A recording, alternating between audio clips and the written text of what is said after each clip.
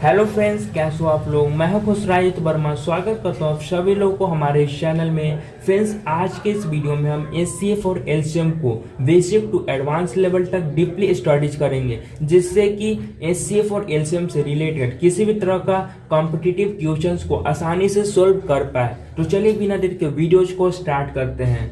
HCF का full form होता है हाईएस्ट कॉमन फैक्टर और एलसीएम का फुल फॉर्म होता है लोवेस्ट कॉमन मल्टीपल। एचसीएफ और एलसीएम को समझने से पहले हमें सबसे पहले फैक्टर और मल्टीपल को समझना होगा। तो चलिए सबसे पहले हम लोग फैक्टर को समझते हैं। फैक्टर का मतलब होता है डिविजिबल हो जाना, कट जाना। जैसे कि हम लोग इसको एग्जांपल से समझते हैं। हमने एक नंबर लिया है 8।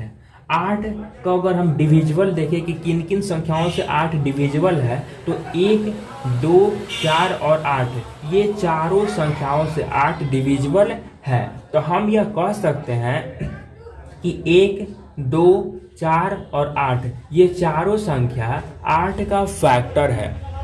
चलिए इसको हम और अच्छा से समझते हैं। 8 1 से 8 बार में डिविजिबल हो जाता है, इसलिए 1 8 का फैक्टर है। हमने ये पढ़ा है कि डिविजिबल हो जाना ही फैक्टर कहलाता है। तो 8 जो है वह 1 से डिविजिबल हो जा रहा है, इसलिए 1 8 का फैक्टर है। उसी तरह से 8 जो है वह 2 से भी डिविजिबल हो जाता है 4 बार में, इसलिए 2 भी 8 का फैक्टर है। उसी तरह से 8 4 से भी 2 बार में डिविजिबल हो जाता है, इसलिए 4 भी 8 का फैक्टर है। उसी तरह से 8 भी 8 से 1 बार में डिविजिबल हो जाता है, इसलिए 8 भी 8 का फैक्टर है।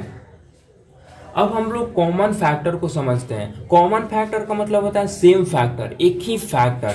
जैसे कि यहाँ पे देखिए, हमने एक संख्या लिया 8। अगर हम 8 की फैक्टर लिखें तो 1, 2, 4 और 8 ये चारों संख्या 8 का फैक्टर है। हमने एक और दूसरा नंबर ले लिया 4, ठीक है। अगर हम 4 की फैक्टर देखें तो 1, 2 और 4 ये तीनों संख्या 4 का फैक्टर है। लेकिन इनमें से एक ऐसा संख्या है जो 8 का भी फैक्टर है और 4 का भी फैक्टर है, ठीक है। तो हम कह सकते हैं कि ये जो 1 है वह 8 और 4 का कॉमन फैक्टर है। उसी तरह से 2 भी एक ऐसा फैक्टर है जो 8 का भी फैक्टर और 4 का भी फैक्टर है, यानी कि 2 भी 8 और 4 का कॉमन फैक्टर है। उसी तरह से 4 भी 8 और 4 का कॉमन फैक्टर है।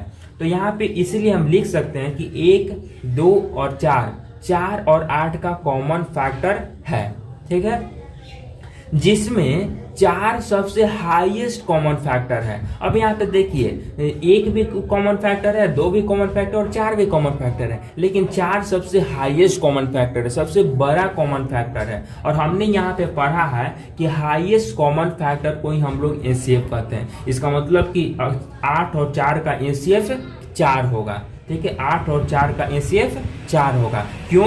क्योंकि 4 कॉमन फैक्टर है और सबसे हाईएस्ट कॉमन फैक्टर है। 2 भी कॉमन फैक्टर है, लेकिन ये हाईएस्ट कॉमन फैक्टर नहीं है। 4 ही एक ऐसा फैक्टर है जो सबसे हाईएस्ट कॉमन फैक्टर है, इसलिए 8 और 4 का एचसीएफ 4 होगा, ठीक है।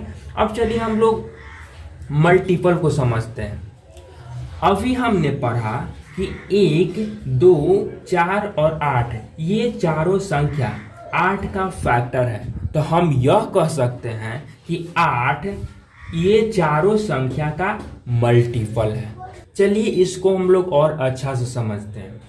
मल्टीपल का मतलब होता है मल्टीप्लाई हो जाना, गुना हो जाना। जैसे कि आप देखिए, 1 में अगर हम 8 से मल्टीप्लाई करते हैं तो 8 आ जाता है, ठीक है, यानी कि 8 1 का मल्टीपल है, ठीक है। अगर 1 में किसी भी संख्या से मल्टीप्लाई करने पर 8 आ जा रहा है, यानी कि 1 जो है वह 8 का मल्टीपल है। उसी तरह से 2 में 4 से मल्टीप्लाई करते हैं तो 8 आ जाता है, यानी कि 8 जो है वह 2 का भी मल्टीपल है। उसी तरह से 4 में अगर 2 से मल्टीप्लाई करते हैं तो 8 आ जाता है, यानी कि जो 8 है वह 4 का भी मल्टीपल है। उसी तरह से 8 में 1 से मल्टीप्लाई करते हैं तो 8 आ जाता है, यानी कि 8 का भी मल्टीपल है। अब चलिए हम लोग कॉमन मल्टीपल समझते हैं। कॉमन मल्टीपल का मतलब होता है सेम मल्टीपल, ठीक है, एक ही मल्टीपल। जैसे कि यहाँ पे हमने देखा कि ये जो चार संख्या है 1 2 4 8, ये चारों संख्या का मल्टीपल 8 है।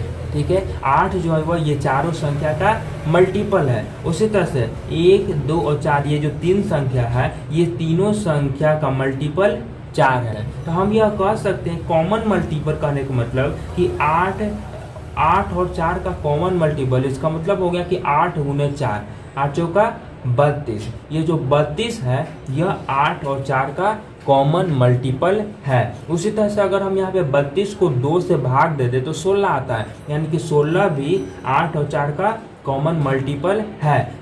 कॉमन मल्टीपल कैसे? क्योंकि अगर यहाँ पे 16 अगर 8 और 4 का मल्टीपल है, इसका मतलब कि 8 और 4 जो है 16 का फैक्टर होना चाहिए। तो 8 और 4 16 का फैक्टर है, क्योंकि 8 से भी डिविजिबल हो जाता है और 4 से भी डिविजिबल हो जाता है। ठीक है, उसी तरह से अगर हम 16 से 2 से डिवाइड करें तो 8 आता है, यानी कि 8 भी 8 और 4 का कॉमन मल्टीपल है। क्यों है? क्योंकि ये यहाँ पे अगर 8 अगर मल्टीपल है इन दोनों का तो ये 8 का इन दोनों का फैक्टर होना चाहिए। तो देखिए 8 को अगर 8 से डिवाइड करें तो एक बार में कट जाएगा, 4 से अगर 8 को डिवाइड करें 2 बार में कट जाएगा, यानी कि 8 और 4 8 का फैक्टर है। तो यानी कि 8 और 4 8 का फैक्टर है, इसलिए 8 जो है 8 और 4 का मल्टीपल है। ठीक है, उसी तरह से अगर 8 को हम 2 से भाग करें तो 4 आता है, यानी कि अगर यहाँ पे देखिए तो 4 क्या 8 और 4 का मल्टीपल है? नहीं। क्यों नहीं है? क्योंकि 4 जो है वह 4 से तो कट जाएगा लेकिन 8 से नहीं कटेगा, इसलिए 4 जो है होगा ये 8 और 4 का मल्टीपल नहीं होगा। ठीक है, जो दोनों से कट जाएगा वही मल्टीपल होगा। और कॉमन मल्टीपल हम देख रहे हैं, यानी कि कॉमन मल्टीपल ये नहीं होगा। ठीक है, अगर हम यहाँ पे 32 आता था, 32 में 2 से मल्टीप्लाई कर देते 64, यानी कि 64 को हम ये कॉमन मल्टीपल है। ठीक है, और कॉमन मल्टीपल है तो क्या हम इसको देखेंगे कि 8 से ये डिविजिबल हो जाता है, 4 से भी डिविजिबल हो जाता है, दोनों से डिविजिबल हो जा रही है, यानी इसका मतलब कि ये जो 64 है यह 8 और 4 का कॉमन मल्टीपल है। उसी तरह से 64 में 2 से मल्टीप्लाई करें तो 128, यानी कि 128 भी 8 और 4 का कॉमन मल्टीपल है, क्योंकि 8 से भी डिविजिबल हो जाता है और 4 से भी डिविजिबल हो जाता है। इसी तरह से एक्सेट्रा ढेर सारा नंबर जो है 8 और 4 का कॉमन मल्टीपल होगा। ठीक है, अब इन्हीं सारे कॉमन मल्टीपल्स में यहाँ पे हमको एलसीएम यानी कि कॉमन मल्टीपल तो हमने पढ़ लिया कि क्या होता है, लेकिन हमें लोवेस्ट कॉमन मल्टीपल चाहिए, यानी कि वैसा कॉमन मल्टीपल जो सबसे छोटा हो। तो यहाँ पे देखिए 8 16 32 64 128 एक्सेट्रा 8 और 4 का कॉमन मल्टीपल है। ठीक है, ये सारा कॉमन मल्टीपल है, जिसमें 8 जो है वह सबसे छोटा लोवेस्ट कॉमन मल्टीपल है। 8 जो है वो लोवेस्ट कॉमन मल्टीपल है, सबसे छोटा है, इसलिए 8 और 4 का एलसीएम 8 होगा। इसीलिए 8 और 4 का एलसीएम 8 होगा। क्यों? क्योंकि हमें एलसीएम का मतलब होता है लोवेस्ट कॉमन मल्टीपल, वैसा कॉमन मल्टीपल जो सबसे छोटा हो। तो ये जो संख्या हमने देखा ये तो कॉमन मल्टीपल है। ठीक है, और ये सबसे छोटा कॉमन मल्टीपल, सबसे लोवेस्ट कॉमन मल्टीपल है, इसलिए 8 जो है वह एलसीएम है। ठीक है, ये 8 जो है वह 8 और 4 का एलसीएम है। Common method to calculate HCF and LCM is prime factorization method। ठीक है, HCF और LCM को कैलकुलेट करने का जो कॉमन मेथड है वह प्राइम फैक्टराइजेशन मेथड है। अब प्राइम फैक्टराइजेशन मेथड होता क्या है? तो किसी भी नंबर को प्राइम नंबर के मल्टीपल में लिखना प्राइम फैक्टराइजेशन कहलाता है। जैसे कि 12 एक नंबर है, अगर इसको हम प्राइम नंबर मल्टीपल के रूप में लिखे हैं, जैसे कि 2 एक प्राइम नंबर है, 3 भी एक प्राइम नंबर है, तो 2 गुने 2 गुने 3, ये ऐसे प्राइम नंबर के मल्टीपल के रूप में लिखने पर इसको, जैसे कि 3 दूनी 6 6 दूनी 12, 12 को हम लोग प्राइम नंबर के मल्टीपल के रूप में लिखे हैं, तो ऐसे लिखना क्या प्राइम फैक्टराइजेशन कहलाता है। उसी तरह से 210 एक नंबर है, ठीक है, इसको हम लोग प्राइम नंबर के मल्टीपल के रूप में लिखें, क्योंकि 2 भी प्राइम नंबर है, 3 भी प्राइम नंबर है, 5 भी प्राइम नंबर है और 7 भी प्राइम नंबर है, तो 210 को हम लोग प्राइम नंबर के मल्टीपल के रूप में लिखें, इसीलिए 210 को हम लोग इस रिप्रेजेंटेशन को प्राइम फैक्टराइजेशन कहेंगे। ठीक है, एक बात मैं आपको बता दूं, किसी भी नंबर को हम लोग प्राइम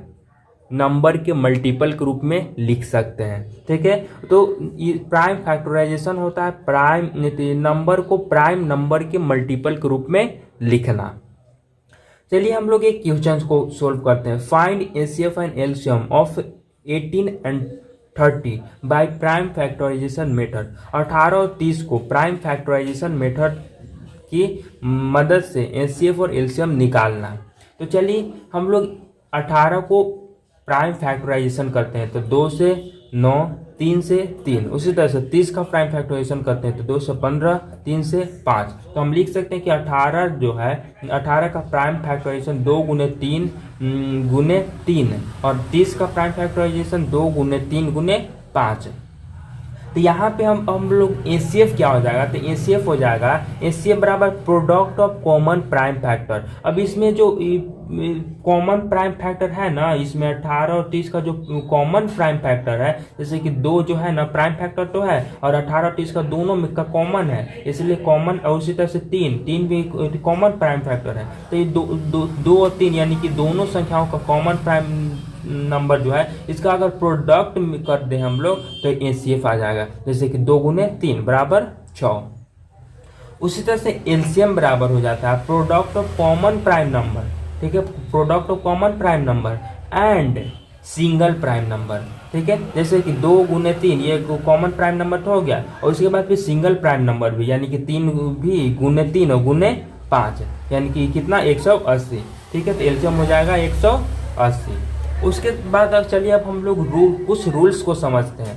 तो रूल फर्स्ट कहता है कि एचसीएफ गुने एलसीएम, एचसीएफ और एलसीएम को मल्टीप्लाई करने पर क्या आएगा, तो प्रोडक्ट ऑफ नंबर्स, उस नंबर्स का प्रोडक्ट आएगा, ठीक है। नंबर्स का प्रोडक्ट ऑफ नंबर्स के बराबर आएगा, यानी कि जो नंबर्स है उसके गुणनफल के बराबर आएगा, ठीक है। कौन सी नंबर्स का, तो whose LCM and HCF is calculated, जिस नंबर का एलसीएम और एचसीएफ कैलकुलेट किया गया है, निकाला गया है, उस दोनों नंबर्स का मल्टीप्लाई करने पर, प्रोडक्ट निकालने पर उस एचसीएफ और एलसीएम के इक्वल आ जाएगा। दूसरा रूल कहता है कि if LCM of A B and C is D, 3 संख्या है ए बी और सी, अगर इन तीनों संख्या का अगर एलसीएम निकालने पर डी आता है, ठीक है, और डी जो है वह डिवाइड्स करता है एनी अदर नंबर एक्स, कोई एक्स एक दूसरा नंबर है उसको डिवाइड कर देता है, उसको काट देता है। इसका मतलब हुआ कि देन तब ए बी एंड सी ये तीनों number also divides that other number x, ये तीनों नंबर भी वह दूसरे नंबर एक्स को काट देंगे। अगर किसी संख्या का एलसीएम किसी दूसरे संख्या को काट देता है, यानी कि उस दूसरे संख्या को उन तीनों फिर उस सारे नंबर्स भी काट देंगे, ठीक है।